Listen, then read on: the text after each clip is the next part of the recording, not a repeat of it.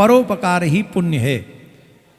आप जब शिक्षा के लिए कोई कार्य करते हैं, आप नौकरी जब देते हैं, शिक्षा देते हैं, आप कपड़े देते हैं, इट्स ओके, आप एक दिन का भोजन देते हैं, इट्स ओके, लेकिन जब आप शिक्षा देते हैं तो शिक्षा का मतलब जानते हैं, आप पूरा परिवार संभलता है, पूरा जीवन संभलता है और आने वाली पीढ़ी भी संभलती है शिक्षा। और हमारी देश आज़ादी के बाद पहले ऐसे प्रधानमंत्री हैं नरेंद्र मोदी जी, जो कहते हैं बेटी बचाओ बेटी पढ़ाओ।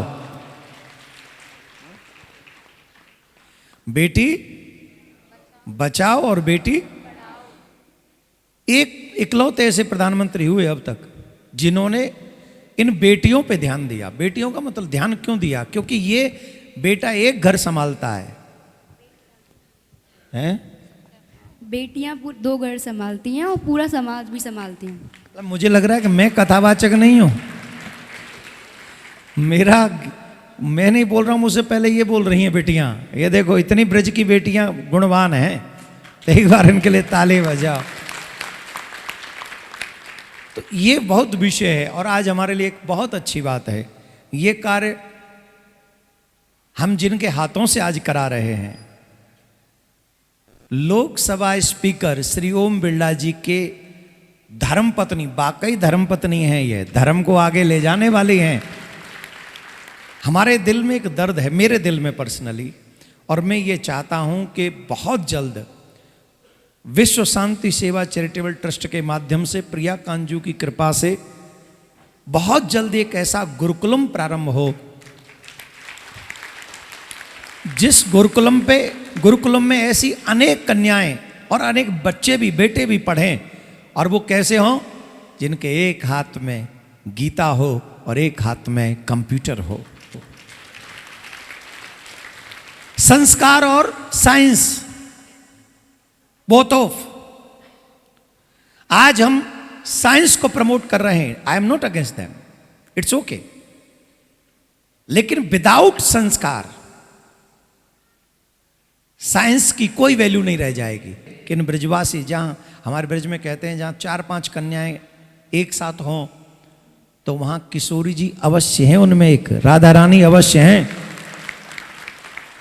तो यहां तो 125 हैं, तो यहां तो सर्वेश्वरी राधा रानी की पूरी मंडली इन्वॉल्व है। यहां पर इनकी सेवा से न सिर्फ ब्रज की इन बालिकाओं का परिवार और इनके ज्ञान में वृद्धि होगी, अपितु हम ऐसा मानते हैं कि हमारे आने वाले भारत के विकास में भी इन कन्याओं का बहुत बड़ा अहम भूमिका रहेगा, ऐसा हम विश्वास करते हैं।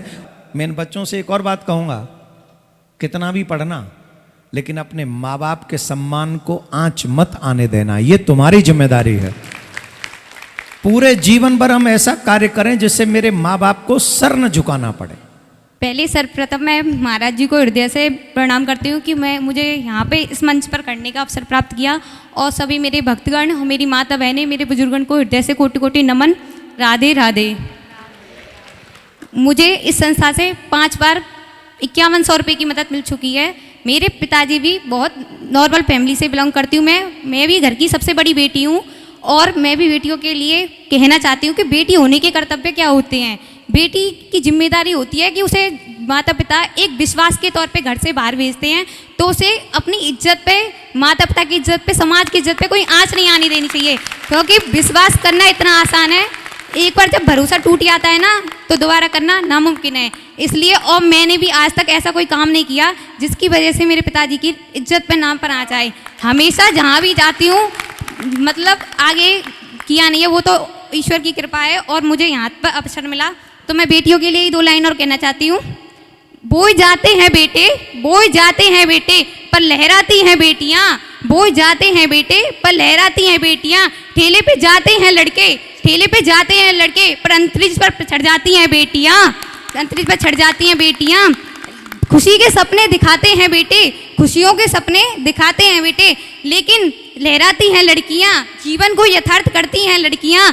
एक कुल को रोशन करता है बेटा, लेकिन दोनों रोशन को कुल करती हैं बेटियाँ। इन बेटियों के विचारों को, भावों को सुन के एक बात और समझ में आ गई।